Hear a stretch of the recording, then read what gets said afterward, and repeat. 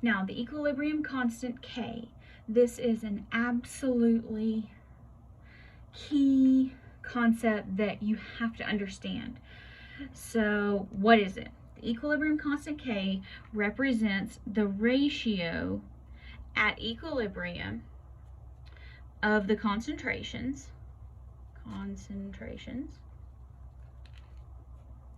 which we will be measuring in molarity, of the products raised to their stoichiometric, that's everybody's favorite word, coefficients, divided by the concentration of reactants raised to their stoichiometric coefficients. So that's a lot of words that may or may not make a lot of sense. So let's kind of break that down a little bit. How we indicate the equilibrium constant K. It's going to be an italicized or cursive K or KC. C stands for concentration. So that's different than little k. That would be the rate constant K. I know these get really confusing. And it's different than non-italicized capital K, because that means Kelvin temperature.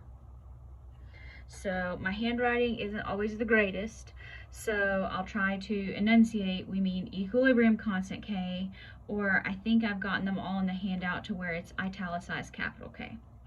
And the good thing about this is the equilibrium constant K is a ratio, which means there are no expressed units. So unlike rates, the equilibrium constant K does not have units. It is a ratio only. So going back through this crazy definition here, the ratio at equilibrium of the concentrations in molarity of the products raised to their stoichiometric coefficients divided by the concentration of reactants raised to their stoichiometric coefficients. What that means is we're going to look at the equilibrium constant K, and it's a way for us to determine how far a reaction proceeds. So if you remember in the last section, I said that reactants and products are not always equal to each other at equilibrium. How we know where the equilibrium occurs is going to be determined by this equilibrium constant K. Now, what are we going to do here? We have the law of mass action, which says that's the relationship between the balanced chemical equation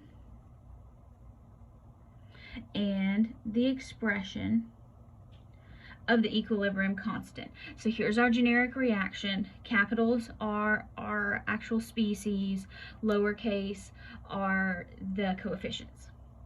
So K is going to equal, products come first, okay? So we're going to kind of work right to left here. So products, concentration of products raised to the stoichiometric coefficient, and so you just line them up, divided by reactants, concentration raised to their stoichiometric coefficients. So it's always, what you got to remember here, products over reactants, okay? So our coefficients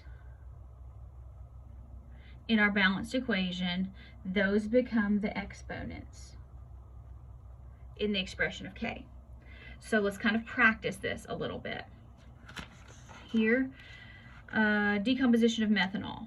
So K, we're going to write this, instead of writing it generically, we're going to write it specifically with these. Products come first. You're going to be multiplying, so order doesn't matter. If there's no coefficient, it's understood to be 1. You can put it up here, or you don't have to. It's not required. Just for demonstration, I will this time. Normally I don't. Now this has a coefficient, so it becomes the exponent. Divide by reactant. Okay, it's not that hard, right? It's really not that hard.